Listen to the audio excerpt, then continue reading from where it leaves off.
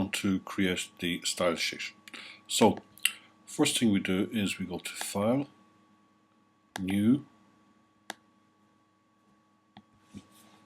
Now this time what we're going to do is we're going to create a blank page and CSS and do create. We get a page up like this.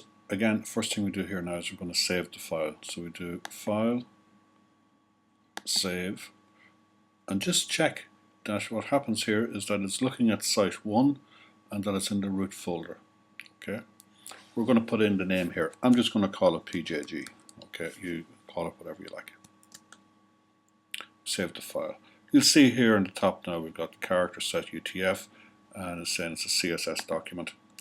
Just to put some general stuff in, normally if we want to put a comment in, we use the /* and then we'll type something. So I might just do something like display HTML5 structural elements as blocks. This is a fairly standard thing to do, and then we finish that with an asterisk /, which is the end, if you like, of the comment as such. So something like the header section, the aside, the footer, and the nav that we're going to be using. Okay, these styles or these tags, and then we put in the curly bracket, and we go display, and we'll see the Dreamweaver pops it up, and then block, and we'll see again Dreamweaver blocks it up. Put in a semicolon, and then the end curling bracket finishes off the styling for, in this case, the header section, or the header, the section, the aside, the footer, and the navigation. They will all be displayed as blocks. We then, it's a good idea to again get rid of some standard body styles, or set the default for some body styles. And this will be something, we'll just go asterisk here, which means everything. So everything inside body is going to have padding. And we'll just do 0 pixels. Oops, an extra colon in there. And then the margin is going to be 0 pixels. We finish off our curly bracket. So what we're actually doing there is we're ensuring that everything inside of body will have a padding of 0 and a margin of 0. If we want to give different paddings, we can do so in the knowledge that they're all at 0. Start off some stuff here now with just the body style itself.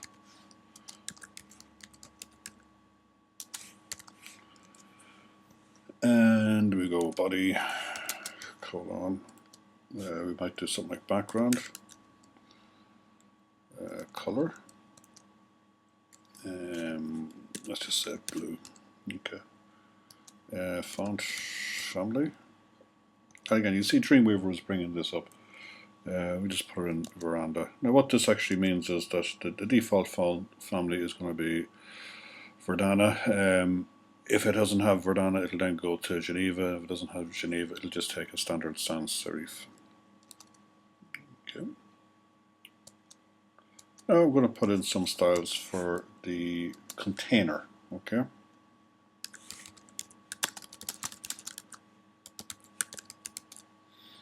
Remember, that was the ID that we gave to the main container for the unit, and it is an ID, so it's going to be hash container. And it's going to have a background color, or we can just go background. Let's color white. Just a different way of doing it. Border left, and we put it at 1 pixel. Say solid, and say black. Okay. Normally you wouldn't do something like this, just to show you how things work as such. Border right,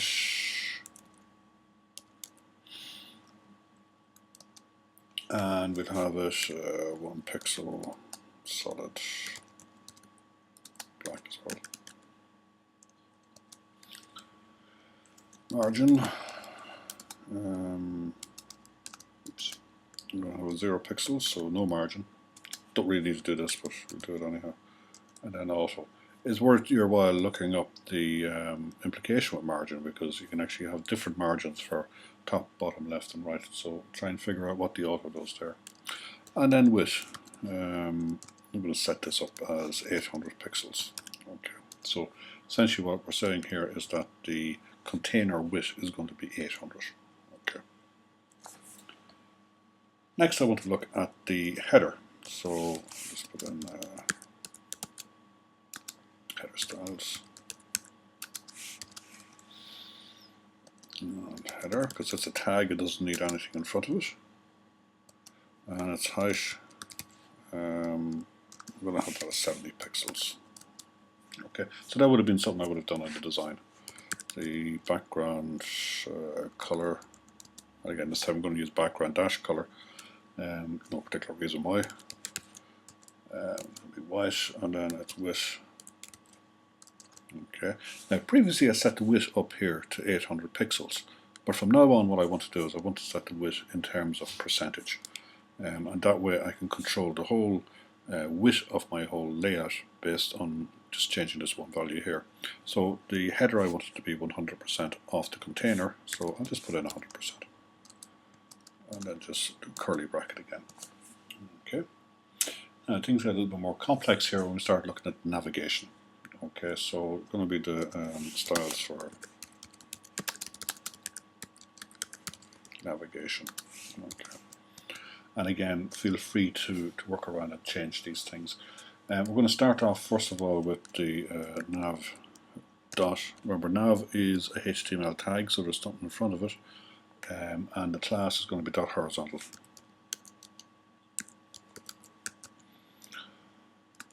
And what we're going to do here is we're going to say that each of these is going to have a height,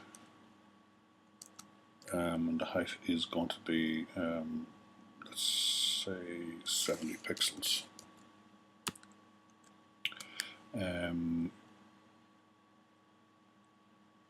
The navigation, the horizontal navigation's background color, I'm going to keep it white as well.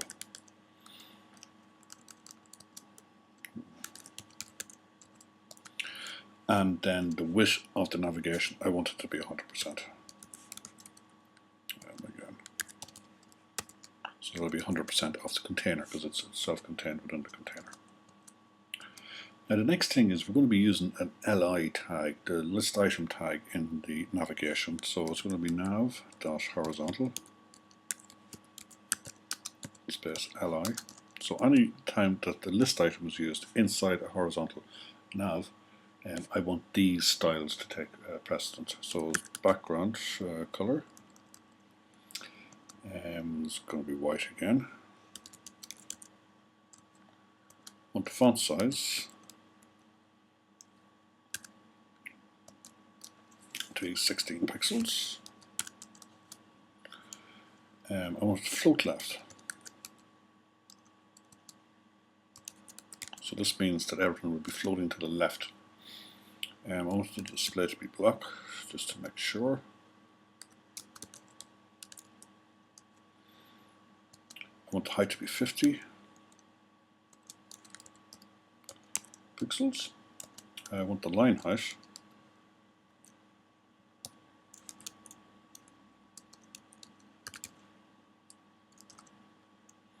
to be 50 pixels as well. And you can make changes to these and have them different and see what's going to happen. The margin, I want to be, let's see, 0 pixels and then 5 pixels. Okay, so just do a little bit of research and see what that actually turns out to be. Where's the 0? Is it on the left, the right, the top, the bottom? Where's the 5 pixels? Is that left, right, top, or bottom? Check on Google to find out what that is. Text align, I want it to be center. Remember, it's the American spelling of center. And then the width of each list item, which in essence is going to make this look like a button, is going to be 110 pixels. Okay, so that's for each list item. Now again, we're getting a little bit more complex now. We have a nav.horizontal. It's a list item, and it's an anchor. Okay, so this will only be specifically to the anchor. And we go background color. And what I'm going to do here is just to, again, to look at it slightly differently, is I'm going to put in an actual hexadecimal color, so 0800FF. See what kind of a color that turns out to be. Now, because CSS3 is still kind of a little bit of in transition with different browsers, we sometimes have to do some special stuff. What I want to do now is I want to put a little curve or radius around the anchors to make it look more like a button rather than a rectangle. So here I'm going to use the Moz function. So this is for the Mozilla. Oops.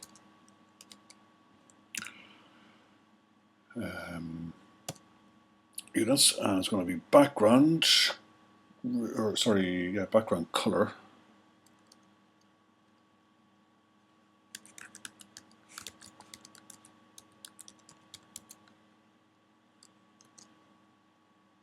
Sorry, it's not. It's going to be border radius. I've done background color already.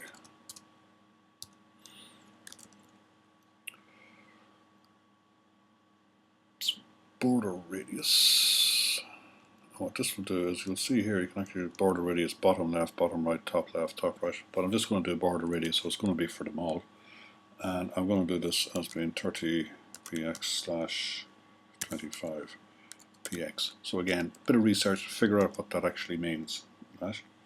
And we're going to do the same thing for WebKit.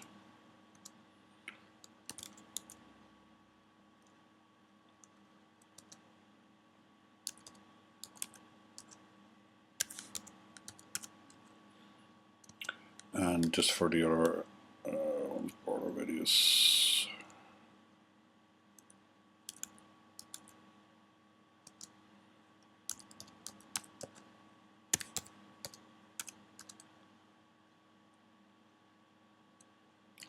We'll leave the color white, so that's the text color. Displays block, which it should be anyhow, but just to, again, sometimes you better have to be sure. And text decoration, remember this is a list item, so we want that to be none, so it won't be like a black dot as there would have been, didn't it? Okay, and then we'll do a nav.horizontal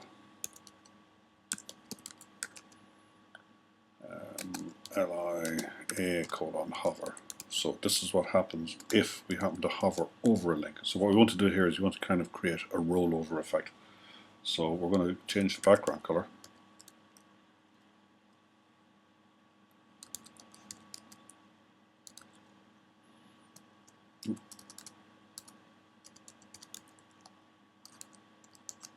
And background color now, we're going to change it to, again, you can put in your own favorite colors here.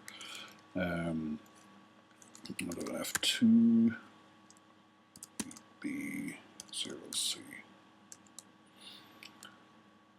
And the color of the text then, I'm going to make black.